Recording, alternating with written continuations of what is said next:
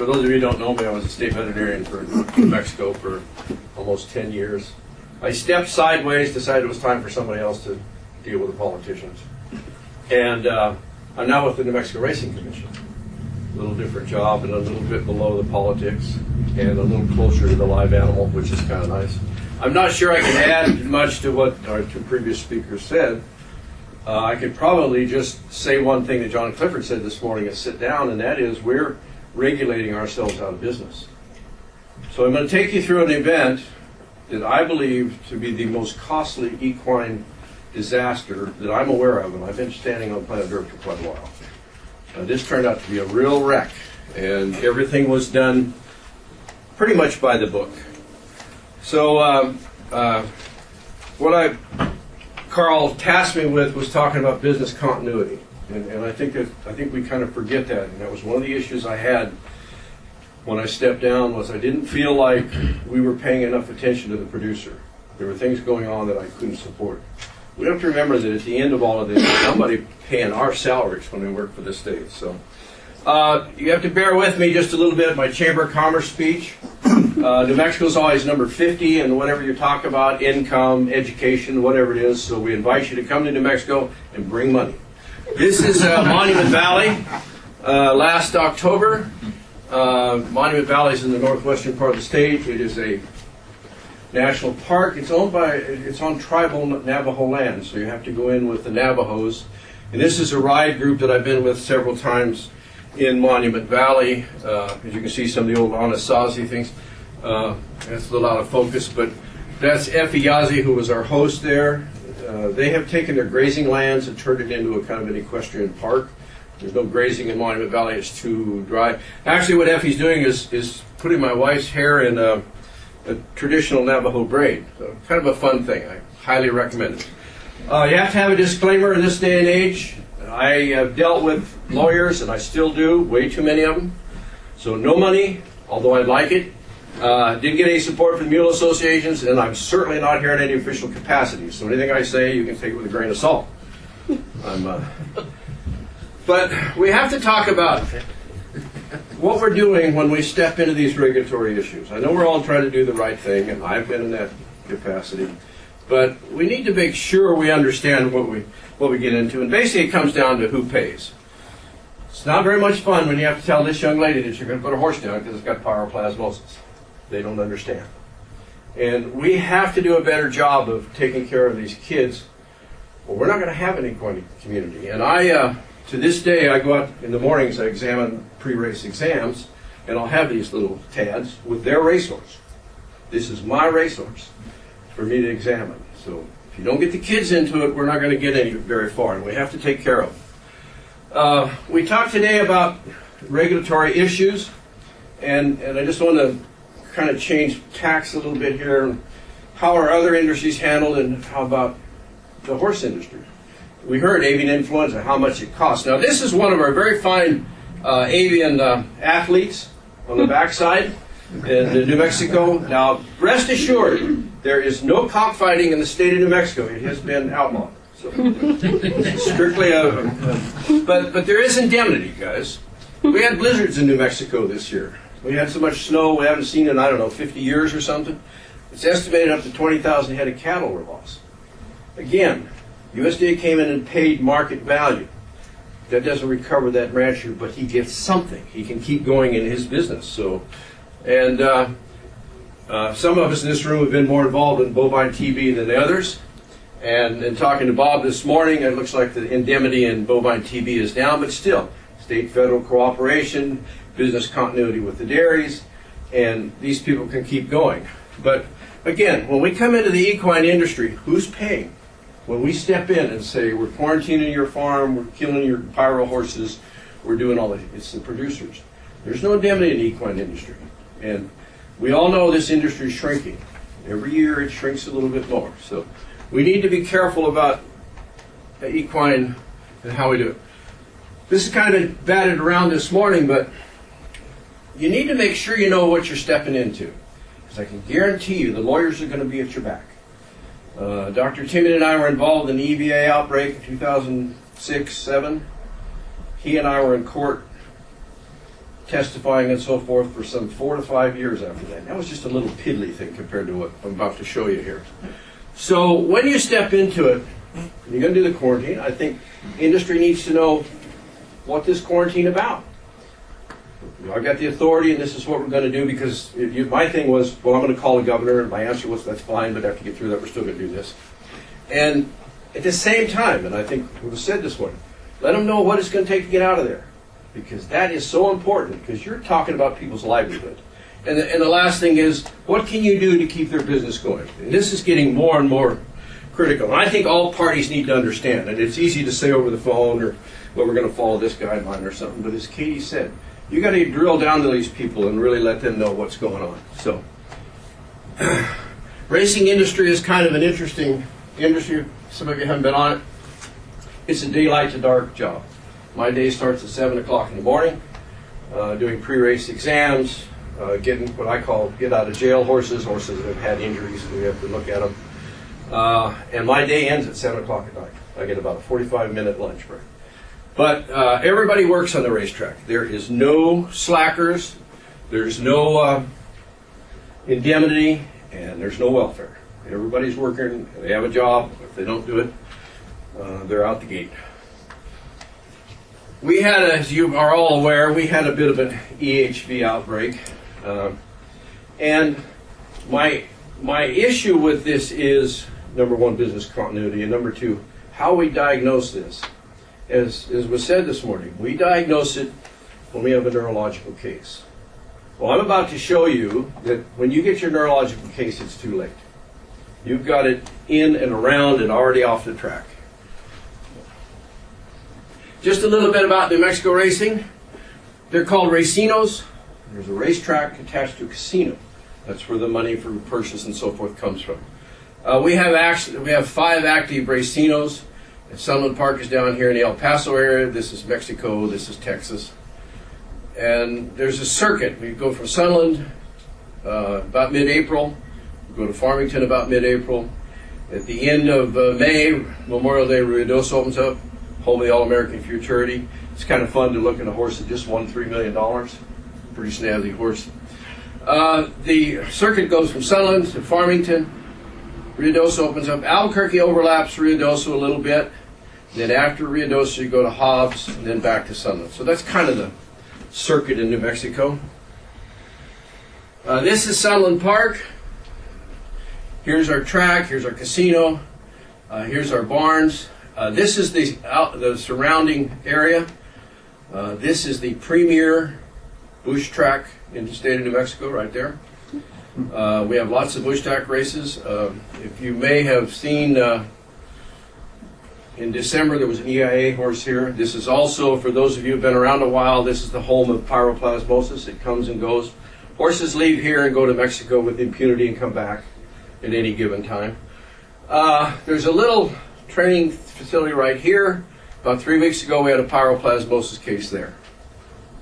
So those two diseases are still, but there's about 700 to 1,000 horses in this surrounding area.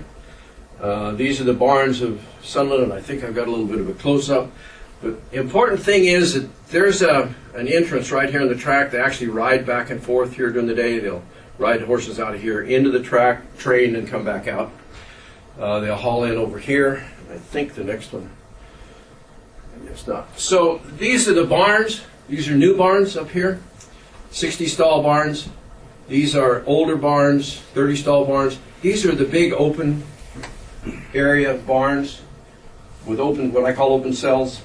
There's no roofs on them, so airflow is from stall to stall to stall. Pretty easy to spread disease through there. These are closed cell barns, the old style, low roofed, and I'll show you some of the people were able to stay out of some of these issues here. 1,600 horses on the ground, 600 to 900 in the surrounding immediate area, 3,000 registration papers in the office, horses that want to race. So that's a fair amount of horses. On January 14, a practicing veterinarian said, oh, maybe I've got a little problem here. And he's an experienced practitioner. And he says, I haven't seen this in quite a few years, but he says, I think I got a problem. May have an EHM. Well, what's Murphy's Law? It's a 3-day weekend. The labs are closed. There's nobody anywhere will even answer the phone. So we did get the horse down, euthanized, and to the state lab. They opened up, which I would, so it took a little while. We got him there on the 19th. They said, yeah, he's probably got EHM. They did a PCR. They weren't sure. This is the first time this lab's ever diagnosed neurologic EHM. They're a little scared. So they sent it to Texas A&M to get another confirmation. Well, yep, it came back. So in the meantime, I get another case. Now I've got it in another barn. So another neurological case. So at this point we said, well, we need to open up an isolation area. This racetrack had no racetracks in New Mexico have isolation barns. I'll show you what we finally had. We had to finally take our receiving barn, which is our day racers, and use it as our quarantine facility. So we started restricting, limiting traffic, locking down what they call exposed barns, and about this time, who do you call in? You can call the cavalry in New Mexico. Here come the guns and badges. And so for those of you who might be a little interested in history, this is a Remington print. The 4th trooper always took care of the other 3 horses. So basically 25% of your cavalry was out of commission. These horses are connected by what they call the link strap. So here's who's in charge. New Mexico Livestock Board, because that's the home of the state veterinarian. New Mexico Racing Commission, that's actually their purview of these racetracks. New Mexico Department of Ag is our biosecurity department. They do a good job. There's Sunland Casino and Racetrack Management, who has no idea what this is all about. And Doña Ana County Sheriff with lots of red lights, and the state police with lots of red lights. Now, why do you suppose this happened? It didn't have anything to do with the fact that on this day, the state legislature opened up. This is a year we're going to cut budgets. So everybody's in the act with the red, and a couple of guys called me and said, Doc, what's going on? I said, I've seen more red lights out here than I know what to do with. They were doing roadblocks. They were running up and down the road. I'm not sure what they were accomplishing, but they were able to tell their state legislature, by gosh, we're doing our job. So, biosecurity. I mean, we're going to hit this hard, boy. We're not going to let this get away from us. Well, maybe not quite that bad. But this lady was in a positive barn. On the back side of her are positive horses. In front of her are positive horses. To the right of her are positive horses, and to the left. She found these disposable cloths. She's got her rubber boots. There's her sprayer, and there's a foot bath here. She had one groomed pony rider that she let in and out. And through this whole outbreak, she was able to keep it out of her barn. Just with a few simple procedures, and in her hand is her logbook for her temperatures. That we would go by and kind of monitor and see how they're doing. And anybody on the backside of the racetrack, there's rumors run amok. We started seeing additional cases, so track management purchased some thermometers. I got to hand it to them. They came in and got some thermometers, 400 of them, got them out, foot baths, disinfectant, went through all the procedures. More cases. And at this point, we know that there's horses in Arizona. There's going to be 2 horses show up in Texas. They've already left before we even realized what we were into. And again, we diagnosed this with the neurological case. It was already in our horse population. There was quite a discussion about these guys and our avian athletes and cats. How much do they play a role in the spread of this disease? I'm not sure I can give you the answer to that. By what I've seen, not much. A leading person in one of the higher ups of one of these agencies said, we're going to euthanize all of them. Well, that didn't quite get done, but that was kind of how people were thinking. So you test. And what does it tell you once you test? Because this gets pretty confusing. Nasal, buffy coat, both. Some people said, oh, we got to do virus isolation, which they did. Gluck did some isolation. What do you do with a shedder? There's still one horse in a quarantine barn. I think we're at 40 days and he's still shedding. What are we going to do with him? They won't let him out of there. He can't do anything. So it gets pretty confusing with this testing. This is kind of the way the backside looked at it. What does this test mean? Nobody could really figure out what this all means. To this day, I can't tell you what it means. Dr. Wheat used to have a saying. Our knowing is a whole lot better than our doing. I think sometimes we know too much about things, and sometimes we test too much, and sometimes we get into things. And we need to kind of back up and say, okay, what does this really mean, and how's it affecting our industry? Before I go any further, you want to tell me which one of these horses is going to come down with the HV? We can't. It's in them. As Dr. Timoney said, we've got to learn to live with it. Because we're not going to isolate them or do this or that because we don't know which ones are the carriers. We have two kinds of barns, and this, I think, is kind of important. We have these big open-air barns. You can see these with high roofs, these open-cell barns here. And then we had the closed-cell barns. These are the little ones. So each one of these is a closed cell, and I think, except for up and down this row, you have less chances of spreading disease. You'll go from this side to the other side. So here we are on January 21st. Our first case is in this barn right here. But he was just claimed from this barn over here 4 days ago. So what does that mean? We're not sure. So then, 22, 23, and 24, what happens? Here's all the barns that blow up in the next few days. Now, I'm just showing you barns as they come online. Obviously, you get a barn infected, you get some more cases through there. So there's 22, 23, and 24. 25, 26, and 27. This thing's spreading pretty fast. And we've got biosecurity, foot paths, limited traffic. The bleach smell is so bad that people's eyes are watering, horses' noses are getting bad. And we actually started having workers saying, hey, this is too much. They actually had water trucks driving around spraying bleach all over the grounds.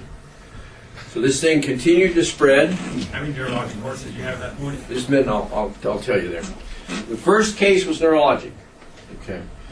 Here we are up to February 3rd. Obviously, this thing's spreading pretty fast. And this is our isolation barn right there. That's our receiving barn, which is for day horses come in and race and go back home. And we took half of it. That's all we had because the back half of us was full of on-track horses. Well, guess what happens when you take your front half and make it the isolation barn for the sick ones? What happens to the back half? Even though we put up tarps and did all these things, but there was nothing available, and the powers to be said you can't move these horses off the track. So I had to put them somewhere. So that's where we put them. We put them in this little area here. About this time, people are asking, when can we go back to racing? How can we get this thing going? Now, mind you, we've shut down. We've got no racing, no movement, no nothing on the premier track in the state of New Mexico. So the discussion began. Who can we race? How can we race? Horses on the grounds, only non-exposed barns, or barns that have had no cases in the last 14, 20 days. The backside veterinarians recommended that we allow barns that didn't have any active cases to allow their horses to race on a negative test. Some way to get these things going. That was not allowed. Powers to be decided they couldn't do that. Well, what happens when you tell people that we're going to go to racing, you want you to take temperatures, but if you have a temperature, you can't race? What do you think happened? You magically don't get any temps. We don't get any temps anymore. They stop. Just like that. So my job is I'm a race day. This is my day. So I was actually sent home for a while, do some paperwork and fiddle around. And about this time, they called me back and the commission called me and said, we want you to go down there and look around and see what you see. And I said, okay. So I went down. The lady I showed you the picture, I was talking to her, and we did some spot checks. And I think everybody's doing the best they can. But as Katie said, you got to educate these people. We got grooms that don't speak English. They do very well with their horses. I can sit here and talk about the difference between racing today and racing in the 1970s. There's quite an improvement. But it's hard to teach these people what to do. But we did. I think everybody tried because they know this is their livelihood. So about this time, they brought in Dr. Timoney. They brought him in at first. Might have helped a little bit. And he basically sat down with all the veterinarians, all the management, all the grooms, and said, look, guys, you need to learn to live with this. And you need to go on about your business. And he says, and you need to listen to your veterinarians. I mean, they had security guys telling them about biosecurity and so forth and so forth. So Dr. Timoney came in. I don't think it helped this track, but I will tell you this. Mr. R.D. Hubbard will not let his track in Ruidoso be shut down like this over a disease like this, or somebody will be looking for a new job. And that's who brought Dr. Timney in. So we're up to February 9th. Now these are the new cases, and I'll show you what happened, what the whole thing was. These are the new cases that we had, and right in here, remember I said, no more temps. So we went along, and all of a sudden we get this neuro case, which is right here. That's our last case. Some of these barns are clearing off and so forth, but no temps anymore. That's gone. We also established a new isolation barn. A little late. We've got 45 horses in receiving now. And this was a good idea. I have to hand it to him. This was a tent with, as Katie said, the portable barns set up really nice. Would make a perfect isolation. I think the tracks will kind of adopt this from now on. So very nice. But there's only one horse in there, and he's a shedder. So in my trip back down to see what was going on, I went by the, quote, isolation barn. And you can just barely see there's a tarp right there. So this front half, there's about 40 sick horses in here. And I'm looking at this. Now, what in the world is this? So I asked the barn manager, I says, George, what is this? Oh, he says, when the grooms come in to take care of their horses, they put on their tie back. And then when they come out, they hang it on the fence. And they go off to their barns. Now I sat there and watched one groom robe and disrobe. And they're really trying hard. It's a nice young lady. But she'd come in, take care of her horse, take her used tie back off, hang it on the fence, go directly to her barn. The barn she worked in had 8 cases in 2 different barns. And I'm convinced she spread it. Not that she wasn't trying, but she didn't know. So I went to management and said, I think we got a problem here. What do you mean? What do you mean? I said, you can't do that. Tie-back is disposable. It's not reusable. I said, you can't have people walking in and taking care of their horse and then going back to their barn. Well, what do you mean? The trainers want their grooms to take care of their horses. I said, you're doing a great job of spreading this disease. You either stop this or you're never going to get this thing stopped. Well, they just said, oh, okay. So we did get this stopped. We assigned 4 grooms to this barn, and they were not allowed to go anywhere else on the track. But these are how things can kind of get out of control when people don't understand. Did they have a foot bath anywhere in that barn, or was it everywhere? All the barns had foot baths. But by the stalls? Yeah. Each stall and outside. That in the isolation had it in front. Okay, but not at each stall. Not at each stall. So what I got it down to was 3 or 4 guys and gals. So here's where we ended up, guys. Biosecurity, isolated, limited training. Some trainers trained, some stopped training. We couldn't see where there was any difference between which trained and which didn't. So a lot of spread. So here's what happened. 1,600 horses on the grounds. We were supposed to only test tempt horses. So about 300 plus. The numbers are still kind of rattling around. Some were twice. And so. But over 300 were tested. They were considered positive if they had a PCR or Buffy coat positive. So we had 70 of those. We had 6 neurologic cases from the first to the last and 4 in between that were serious enough they had to be euthanized. We had about 5 transient neurologics. Our last neurologic case was transient. All the positives recovered. We elected to hold them back from racing for 30 days, make them do work, then bring them to us and we'd examine them. We're going through those horses right now. Persistent shedders, what do you do with those? I got one still out there. And I called Texas, and they won't even return my call.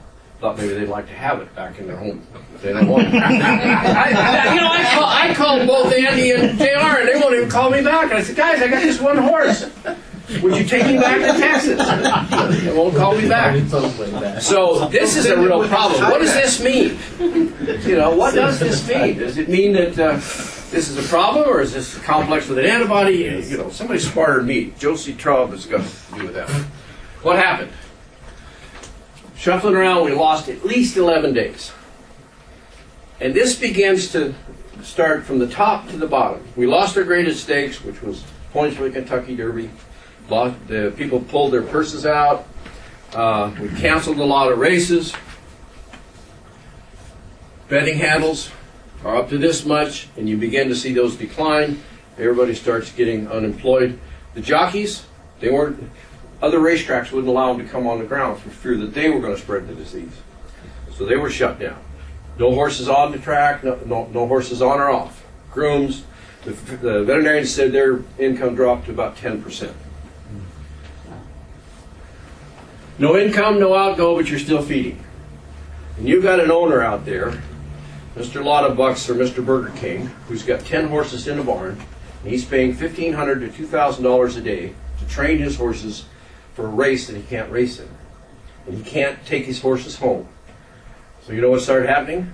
People started calling and saying, that is your horse, not my horse. I'm out of the racing business.